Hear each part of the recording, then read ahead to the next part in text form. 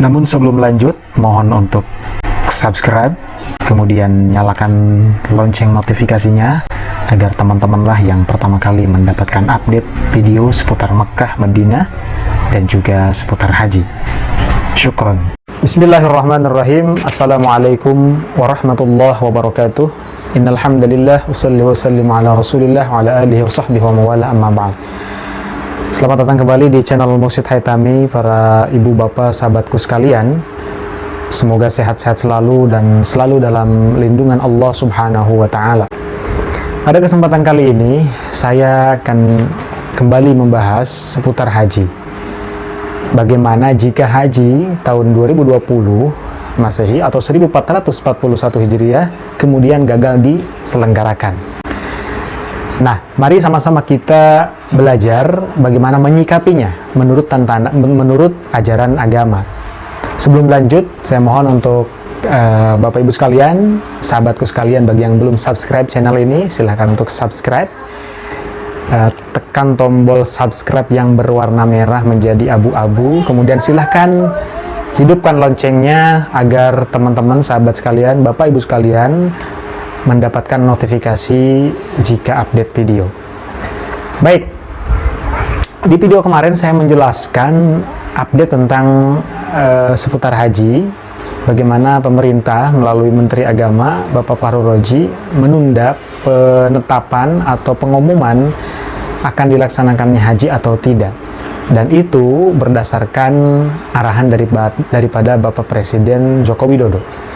Kali ini saya akan sedikit membahas berbeda dari kacamata bagaimana jika haji tahun 2020 atau 1441 Hijriah ini kemudian gagal dilaksanakan. Ini bukan pesimis, tapi lebih melihat kepada realita yang ada, baik realita yang ada di Indonesia sendiri ataupun di Arab Saudi sendiri. Baik, Bapak Ibu sekalian, sahabatku sekalian, mari sama-sama kita mengingat kembali apa tujuan daripada kita bersyariah atau yang sering disebut dengan maqasidus syariah. Ya, dalam Tobaqat Asy-Syatibi dijelaskan ada 5 poin tujuan bersyariah, ya, tujuan kita menjalankan syariah. Pertama adalah hifdun nafs, ya, menjaga jiwa, nyawa. Nah, ini yang akan saya lebih jelaskan kaitannya dengan haji, ya.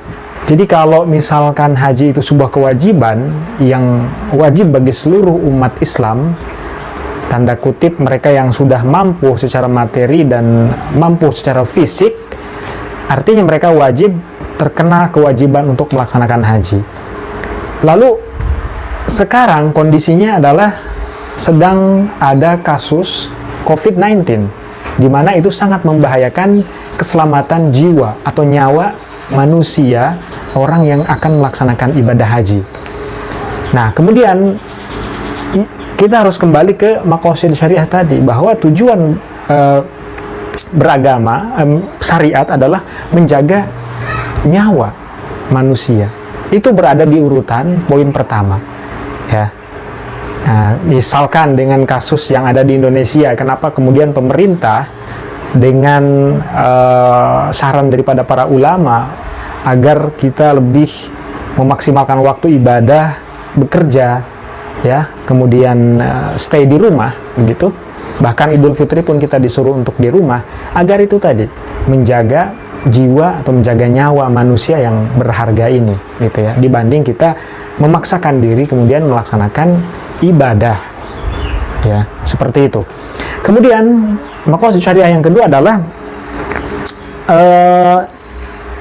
akal.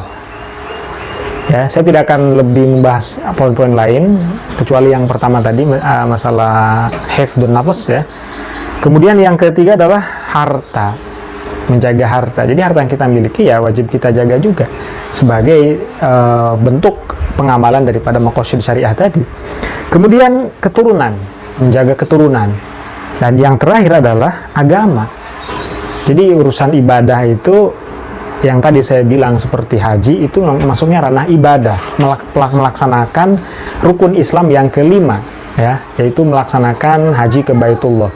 Kalau ada kondisi seperti sekarang ini, COVID-19 apalagi kasus di Indonesia, ini makin bertambah. Kasus di Arab Saudi juga sama, makin bertambah banyak setiap harinya. Bahkan di kota Mekah sendiri itu kasus yang lumayan banyak ya. Makanya Arab Saudi kemudian sekarang nanti pertanggal 23 sampai 27 itu pas Lebaran akan memberlakukan lockdown kembali ya, guna mengurangi penularan COVID-19 ini, seperti itu ya. Jadi sahabatku sekalian, Bapak Ibu sekalian, silakan kalau ada yang berpendapat lain ya, kita diskusi saja, karena ini bukan sesuatu yang memang harus dilakukan, tetapi kalau ada pemahaman lain yang memang didukung oleh referensi-referensi lain, ya saya sangat menghargai, monggo kita diskusi, silakan. Kalau ada pendapat lain silakan komentar di kolom komentar, nanti kita diskusi secara santai aja ya. Kemudian ada kaidah usul fikih yang bunyinya seperti ini, darul mafasid muqaddamun ala jalbil masoleh.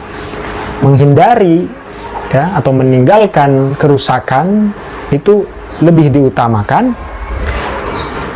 daripada kita menarik sebuah maslahat. Haji contohnya, haji tentu ini pahalanya besar ya, kemudian keuntungan bagi dua negara misalkan Indonesia dan Arab Saudi banyak, kemudian bagi diri sendiri adalah diampuni dosa, dikabulkan doa-doa, menjadi manusia yang fitrah kembali. Itu adalah jalbil masoleh, mengambil manfaat daripada proses pelaksanaan ibadah haji. Tetapi kemudian ya, darul mafasidnya ini ya, menghindari kerusakan itu lebih diutamakan. Artinya gini, haji wajib, banyak manfaat, faidah daripada kita melaksanakan haji, bahkan itu adalah rukun Islam yang kelima. Tapi kemudian kalau melaksanakan haji lalu orang terkena penyakit, apalagi jika jutaan manusia berkumpul di satu tempat ya, sekitar 5-6 juta orang berkumpul di Arafah, bayangkan di Mina, di Muzdalifah, dalam kondisi seperti ini, apa yang akan terjadi? Arab Saudi tentu akan sangat kewalahan. Negara-negara yang mengirimkan jemaah haji tentu akan sangat kewalahan sekali jika tetap dipaksakan misalkan ya. Jadi mudah-mudahan apa yang saya sampaikan ini dapat menjadi wawasan bagi Bapak Ibu sekalian, sahabatku sekalian. Tapi kemudian kalau ada pendapat lain, monggo silakan komentar di kolom komentar, kita diskusi secara baik ya, secara sejuk dan damai. Itu saja barangkali yang dapat saya sampaikan pada kesempatan sore hari ini. Sekali lagi, bagi yang belum subscribe, silakan subscribe channel ini dan nyalakan notifikasinya agar teman-teman sahabat sekalian dapat mendapatkan notifikasi jika ada video terbaru dari channel Muksid Haitami ini. Wallahul muwaffiq ila aqwamit thoriq. Wassalamualaikum warahmatullahi wabarakatuh.